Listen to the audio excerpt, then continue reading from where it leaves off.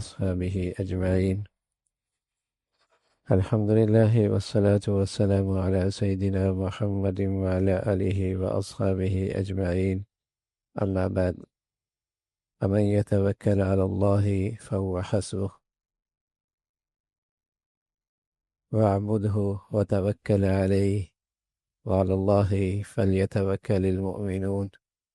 صدق الله العظيم. اللهم صل على سيدنا محمد وعلى آل سيدنا محمد وبارك وسلم.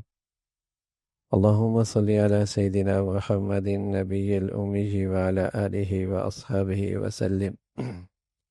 اہل ایمان کی خوبی ہے اللہ تعالیٰ پہ بھروسہ،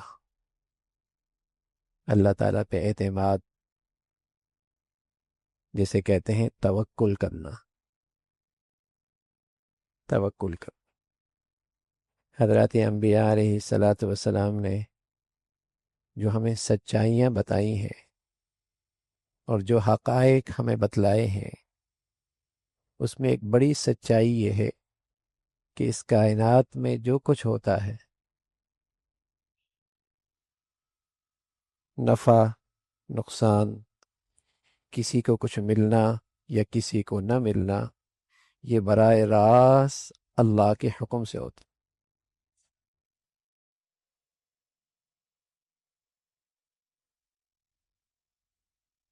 اسباب، وسائل، ان کی حیثیت ایسی ہے جیسے آپ کے گھر میں نل میں پانی آتا ہے،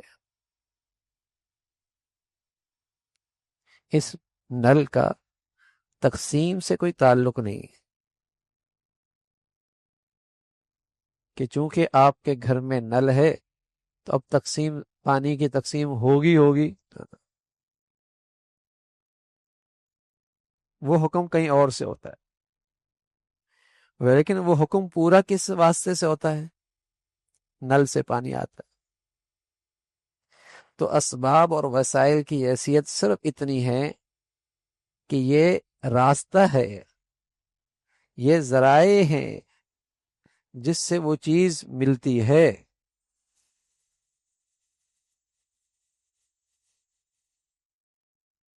ہمیں نظر آتا ہے کہ اس سے آ رہی ہے، تو فیصلہ اللہ کا ہے، حکم اللہ کا ہے، چاہت اللہ کی ہوتی ہے. اس لیے مسلمان یہ اپنے اندر ایک یقین رکھتا تھا اور اسے یقین رکھنا چاہیے کہ اس کائنات میں جو کچھ ہوتا ہے اللہ کے حکم سے ہوتا ہے، اللہ کی چاہت سے ہوتا ہے. تو وہ اپنے مقاصد، اپنے معاملات میں اپنے اللہ پہ بھروسہ کرتا ہے اور پھر اس کی طرف رجوع کرتا ہے، پھر اسی سے امید رکھتا ہے، پھر اسی سے فریاد کرتا ہے. اس کا نام توکل ہے. پہلے مسلمانوں کی زبانوں پہ یہ توکل کا جملہ بہت ہوتا تھا، انشاءاللہ. یہ توکل کا جملہ ہے. اب تو اگر پہلی بات تو کوئی کہتا ہی نہیں ہے، اور اگر وہ کہہ بھی دے تو اس کے سامنے اس کا مفہوم نہیں ہوتا کہ یہ ہے کیا. یہ توکل کا جملہ تھا کہ میں نے اپنی تدبیر کر لی، اپنے اسباب کر لیے، اپنی محنت پوری کر لی، اپنی طرف سے پوری کوشش کر لی، لیکن ہوگا تب جب اللہ چاہے گا.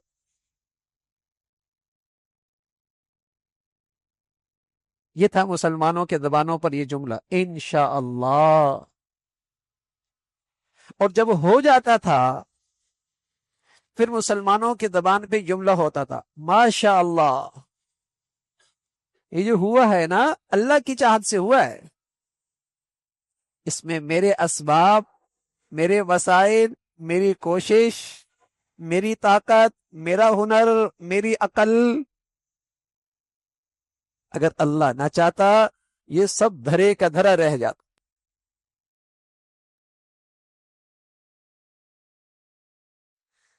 یہ مسلمانوں کے زبانوں پہ یہ توکل کے کلمات ہوتے تھے. ڈاکٹر بھی جب نسخہ لکھتا تو نسخے کے اوپر لکھا ہوتا ہوا شافی. ٹیسٹ ہو گیا، بیماری سامنے آ گئی، اس کے مطابق میں نے دوا بھی تجویز کر لی. نہ اس دوا سے کچھ ہونا ہے، نہ اس بیماری کے تشخیص کرنے سے کچھ ہونا ہے. شفا تو اللہ کے ہاتھ میں ہے. شفا تو اللہ کے ہاتھ میں ہے.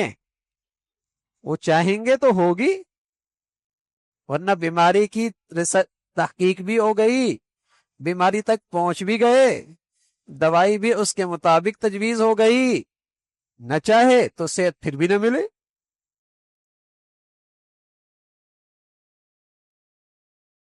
بیماری میں شفا ہو، دوا میں شفا ہوتی تو پھر تو جن کے پاس بیماریاں دوائیاں میسر ہیں وہ کبھی بیمار نہ ہوتے.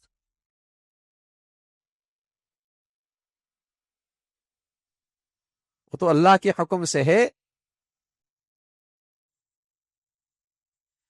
تو مسلمان اپنے اللہ پہ بھروسہ کیا کرتا تھا، اعتماد.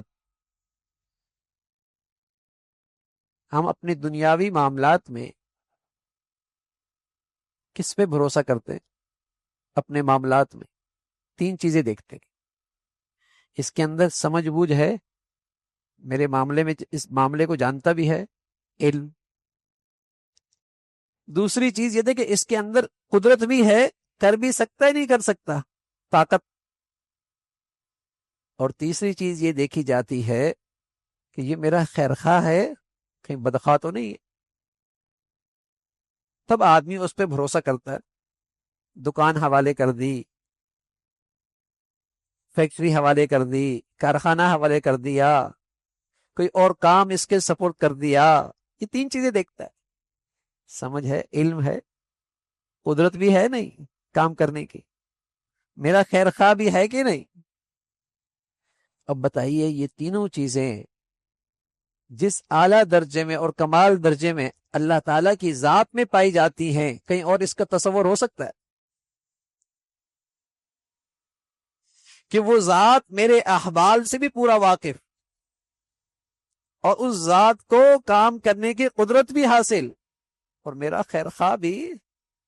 تو مسلمان کو پھر اپنے معاملات میں کس کے حوالے کرنی چاہیے؟ اللہ کے. پھر اللہ کی ذات پہ بھروسہ کرنا چاہیے.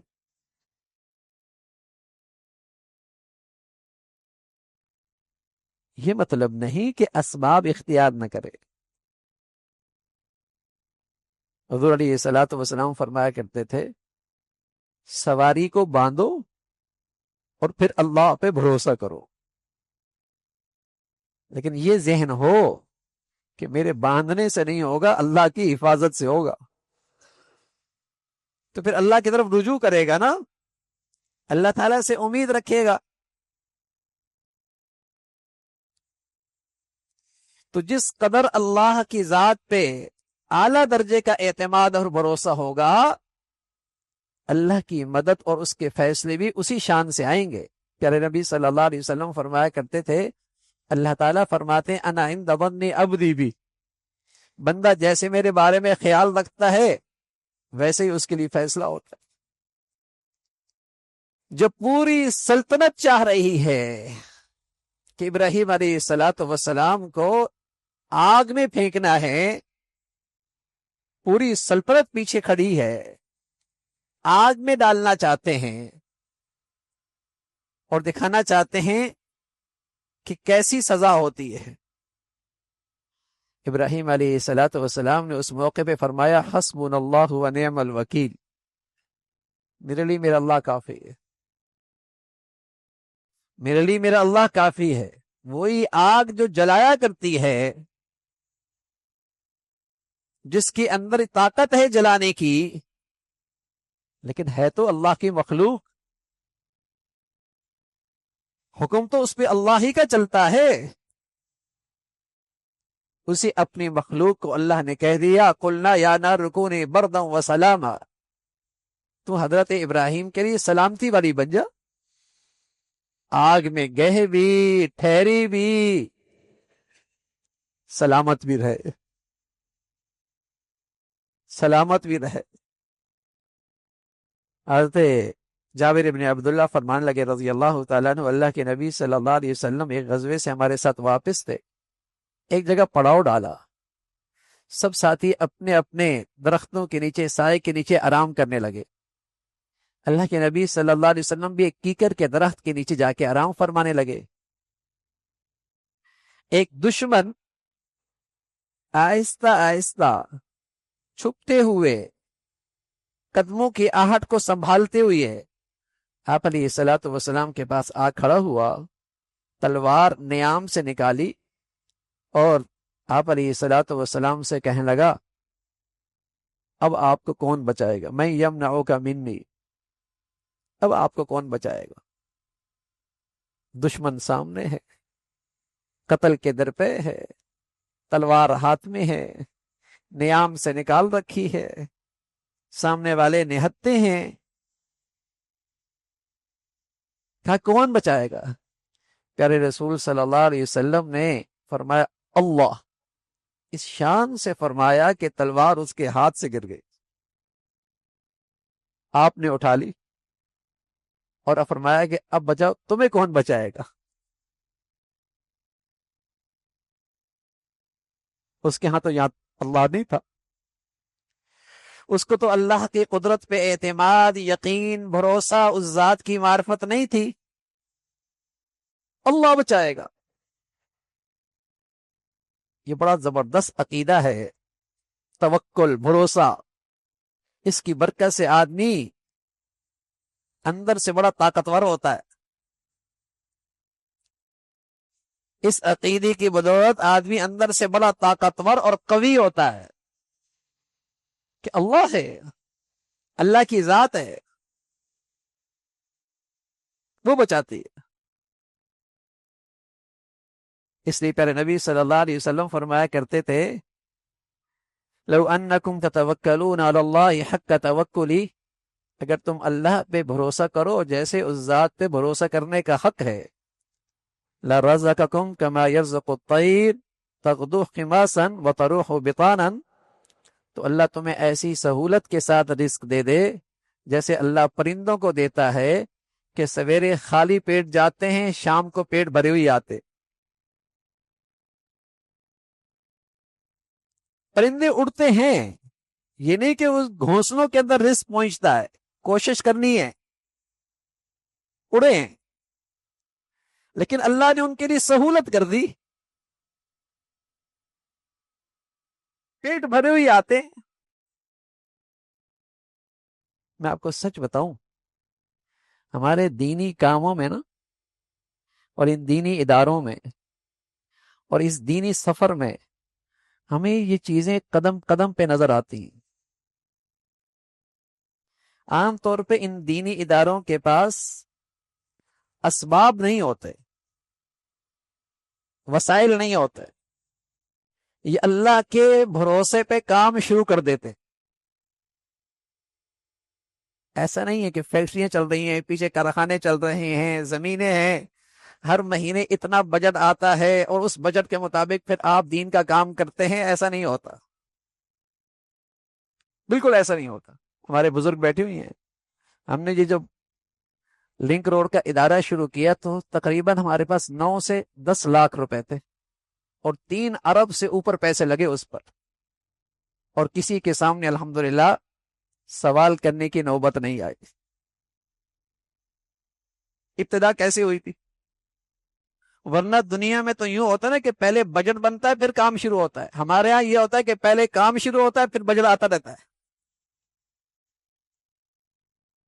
ہمارے ہاں کل 40,000 بچے پڑھتے ہیں، لیکن جو رہائشی بچے ہیں جن کا کھانا پینا، رہائش، اسپتال، میڈیکل، سفر حضر کے اخراجات، وہ 5,000 ہے، 2.5 وہاں 2.5 دوسری طرف، تو روزانہ یہ بچے 15,000 بچے کھانا کھاتے ہیں ہمارے ہاں، 5,000 ناشتے میں، 5,000 دوپہر، 5,000 رات کو، روز 15,000 ہو گئے۔ ایک بچے پہ روزانہ کھانے پہ 200 روپے لگائیں تو سالانہ 1 ارب 9 کروڑ روپے بنتا ہے۔ اور اس کا 1 روپیہ بھی طے نہیں ہے کہ فلاں آدمی دے گا ہی دے گا. ایک آدمی دیتا ہے، لیکن اگر وہ کہتا ہے میاں میرا کاروباری حالات ٹھیک نہیں ہے تو کچھ کر سکتے ہیں. لیکن اللہ کی شان ہے، ایک طرف بند ہوتا ہے اللہ 2 راستے اور کھول دیتا ہے، 2 بند ہوتے ہیں اللہ 3 اور کھول دیتا ہے. ہمارے ہاں جامعہ میں ایک ساتھی تھے تو تمام اساتذہ کی تنخواہیں دیتے تھے کہ میری کاروباری حالات ٹھیک نہیں. اللہ کی مرضی، لیکن ایک دن بھی ان کی تنخواہ کم نہیں ہوئی، اللہ نے اور اسباب پیدا کر دیے. تو ہم اس دینی منظر کو بارہا دیکھتے ہیں. یہ تو میں آپ کو بتا رہا ہوں صرف کھانے کا، باقی اخراجات علاوہ. اور کرد شعبے اس ادارے کے تحت 24 شعبے چل رہے ہیں. یہ 24 میں سے ایک شعبے کا ایک حصہ بتا رہا ہوں.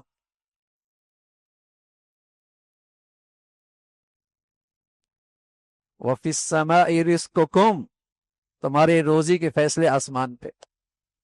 بس اللہ تعالی ہمیں اپنی ذات پہ صحیح یقین اعتماد نصیب فرما دے. رزاق اللہ ہے. ہاں ہم ساتھیوں سے کہتے ہیں کہ ہم نے محنت پوری کرنی ہے، دیانت سے پورا کام کرنا ہے، باقی معاملہ اللہ کا، باقی معاملہ اللہ کا. لوگ ہمارے ہاں آتے ہیں جو سارے اپنے نقشے مادیت کی بنیاد پہ اپنے سارے نقشے بناتے ہیں نا، وہ آتے ہیں وہ کہتے ہیں ہوتا کیسے ہی ہے. تو ہم ان سے کہتے ہیں یہ ہمیں بھی سمجھ میں نہیں ہوتا کیسے ہوتا ہے. پھر کہتے ہیں پیسہ کہاں سے آتا ہے. میں ان سے کہتا ہوں یہ بھی ہمیں سمجھ میں نہیں آتا.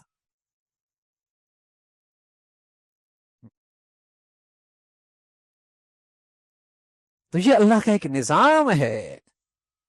بس اللہ تعالی ہمیں اپنی ذات پہ یقین نصیب فرما دے. اور کبھی ایسا نہیں ہوا کہ ہم نے کوئی ایسا طریقہ اختیار کیا ہو جس سے دین کا وقار خراب ہو، یا کوئی ایسا انداز اختیار کیا ہو جس سے اہل دین کی سبکی ہو، ان کی عزت پہ حرف آئے. نہ میاں، ہم تو بیٹھے ہیں، اللہ نے یہاں بٹھایا ہے، جتنا اس ذات کی مرضی ہی کام لے لیں گے.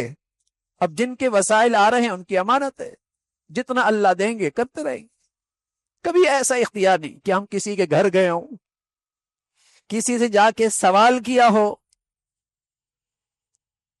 بلکہ آپ جانتے ہیں یہاں بھی ہم نے کبھی سوال نہیں کیا، اور صرف اس لیے نہیں کیا کہ مجمع مختلف ہوتا ہے، ہر آدمی کو تو دل میں دین کی عظمت نہیں ہوتی نا.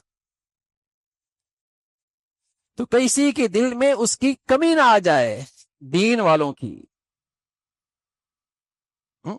لیکن اللہ تعالی اپنے فضل سے، اپنے قدرت سے، اپنے خزانوں سے، اس کے خزانوں میں تو کوئی کمی نہیں ہے. وَلِلَّهِ خَزَائِنُ السَّمَاوَاتِ وَالْأَرْضِ، زمین و آسمان کے خزانے اس پہ.